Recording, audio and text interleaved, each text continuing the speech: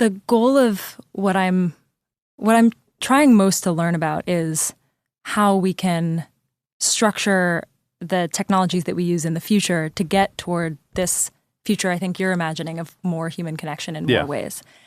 I'm curious, you brought up the other big pillar of AI. And in some of your conversations, I'm thinking of a conversation with Tim Ferriss in particular, you talked about a lot of different use cases of AI. And they seem to me to fall on somewhat of a spectrum. Mm-hmm. Like, for example, you mentioned automatic real-time translation. Mm-hmm. It's like basically the Star Trek translator, universal translator. I think we're pretty much there. Yeah. And that's one example on one end of the spectrum where some people might argue that there is a chance that someone is less likely, for example, to learn a language because we can all speak to each other in real time in different languages. I think nobody would really argue that therefore we shouldn't have that kind of universal translator, right? Also, like, a lot of people still learn Latin and Greek. Right, exactly. And so I think that end of the spectrum is something like technologies that really measurably unlock our humanity because they remove a struggle between people. And then on the other end of the spectrum, there are a lot of educational things, for example, where the struggle is kind of the point, right? Like it's like building a muscle. Like I can think of so many times in my life where like the reason why I was doing something was not the output. It was the fact that I was trying so hard to do it. There's one example in the Tim Ferriss interview where you talked about your kids struggling to articulate themselves emotionally. And adults very much have the same problem. And you talked about AI as a way to help them articulate those emotions. Yeah. And I thought about all of the many times in my life where I have struggled to articulate my emotions and how I really could have used some help in those moments. And I also found myself thinking about the times when that was really building a muscle, where like the act of struggling to communicate with someone and understand what they wanted from me was important to my development. And so my question is, if you think about that as a spectrum between things that are really important to our humanity and the struggle being removed is helpful versus things where the struggle is the point and it unlocks something about our humanity and is important to preserve, like building a muscle.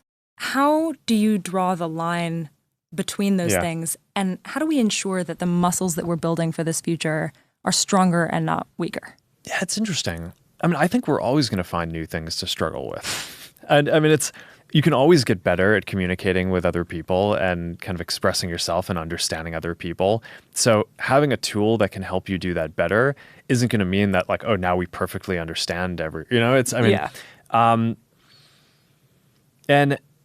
think maybe one of the most functional aspects of this, you're already seeing a lot of these AI models really help people with coding, right?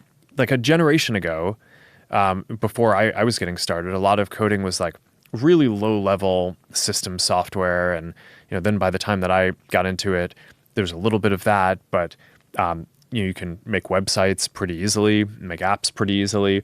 And I think in 20 years or a lot sooner than that, you're going to basically be in a world where kids will be able to just describe the things that they want and build incredibly complex pieces of software. So it's in that world, are kids going to be not struggling? I don't think so. I think that they're going to be just expressing their creativity, and it'll be this kind of constant iterative feedback loop around like, okay, like I took a few minutes to describe this thing. And like, this whole like amazing virtual world was created that I can now see on my glasses or whatever. But like, these things are not exactly what I want them to be. So now I need to like go back and edit them. I don't know. I think that there's always more. Another way to get at this. One of the things that I think makes people so good. It just, there's always more to do. We'll always find the struggle. Yeah. Another way to get at this is if you play this out to make the tools even better. In like 10 years, let's say your kids are in high school. Are there ways that you would want them using AI because you think it would accelerate them intellectually, and ways that you would advocate for them not to use it, or things that you would have concerns about? I mean, I think that there's some things that you need to be able to do yourself. I think that that's a lot of the basic fear that people have around this. I agree with that. Is that while we're building these amazing tools, we get away from this self-confidence and ability of being able to do like this basic stuff yourself. So it's like, all right, you have a calculator, but it's still good to be able to do kind of basic math in your head, because there are a lot of things that come up throughout the day that you just want to have a general numeracy around, right? That often they're not expressed in numerical terms, but just in terms of understanding trends or understanding arguments that people are making, you kind of need to understand the shape of how numbers come together. And so I think one of the big debates is like, should we still teach our kids to program computers? Even though you're going to have these tools in the future that are just so much more powerful than anything that we have now to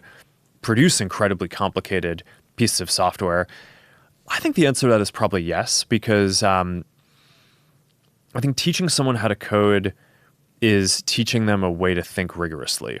And that even if they're not doing most of the code production, I think it's important that you kind of have the ability to think in that way. And I think it's going to just make you generally a better thinker and better person. So yeah, maybe that's like this generation's version of calculators. It's like, so you'll want to use the calculator, but you'll also want to be able to generally do without it. Other ones like language, I don't know. I mean, different people can come out. I mean, I think this is one of the interesting questions about parenting these days. Is like, is just kind of like what's important to teach your kids, and in an era where so much is going to change over the time that they're even in school. Language, I think you can make similar arguments. I think that there's a lot of, it's probably going to be less functionally relevant in the future to learn multiple languages, but it sort of helps you think in different ways. I've found from the languages that I've studied that a lot of it, yeah, you learn about the structure of your own language. You also learn about the culture, right? Because so much of how things are expressed in different places is tied to the nuance and the history of kind of how. So I think like that's all valuable and interesting stuff to get into. But then, I don't know, at the same time, we only have so many hours in the day, so people need to prioritize what they're going to learn. And it may be that, okay, in a world with perfect translation, which, by the way, we basically just announced on the Ray-Ban Metas that now you're going to be able to just like you go to different countries. We're starting out. Yeah, we're starting out with just a few languages, but we'll roll it out to more. And you could be traveling anywhere, and you have your glasses, and they just translate in real time in your ear. So it's wild. So I think people are going to need to choose what they want to focus on going forward. How do the developments that we've been talking about in AI intersect with social media and the platforms that most people use today? There's a future where there's generated images and generated text and maybe AI influencers. How does generative AI change how social media feels in the future? Yeah. I mean, I think that's a really deep one. There's already been one big shift, which is that social media started out as people primarily interacting with their friends.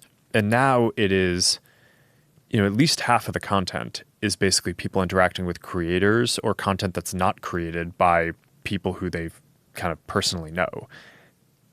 So we sort of already have that paradigm. And I think AI is probably going to accelerate that. It will give all these people additional tools, right? So your friends will create kind of funnier memes and more interesting content. That'll come from a lot of different ways. I think some of it will be, okay, your friends have glasses and they capture a bunch of stuff, and before they might have not been able to edit it to make it interesting, or maybe it was just too much work, or they didn't even realize that they captured something amazing, but now the AI is like, hey, I like made this thing for you out of your content. And it's like, okay, that's awesome. Like people will enjoy that. Creators, obviously, kind of much more specialized skills are going to be able to use even more advanced AI tools to make more compelling content. But then I think that there will be a bunch of kind of green field type stuff where maybe in the future there will be content that is purely generated by AI, by the system, personalized for you. Maybe it's summarizing things that are out there that are going to be interesting. Maybe it's just producing something funny that makes you laugh. This is going to be like a very kind of deep zone that there's a lot to experiment with. I think that there are going to be AI creators as well as creators building AI versions of themselves. I mean, that's a thing that we just showed too at Connect is basically, I mean, if you're a creator, one of the big challenges is like, all right, there are only so many hours in the day, and your community probably has a nearly unlimited demand to interact with you, and you want to interact with them because you're trying to grow your community. I mean, that's both socially and from a business perspective. That's sort of, growing the community is an important part of what every creator does. So, okay, if we can make it so that each creator can basically make an AI artifact that their community can interact with, people will be clear that it's not the actual creator themselves, but it's almost like a piece of digital art that you're producing, like an interactive sculpture or something, that it's like you train it to, here's the context that I want it to have, here's the topics I want it to communicate on, here's stuff that I wanted to stay away from. You're giving your community something to interact with when you can't be there to kind of answer all the questions.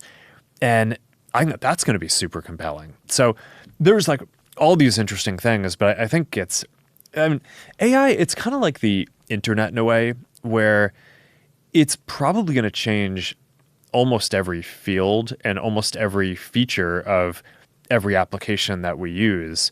It seems sort of hyperbolic to say that, but I do think that's true. And it's just hard to sort of enumerate all the different things up front. But I think that over the next 5 to 10 years, we're just going to explore the impacts in each of these areas. And it's going to be like an amazing amount of innovation and really exciting.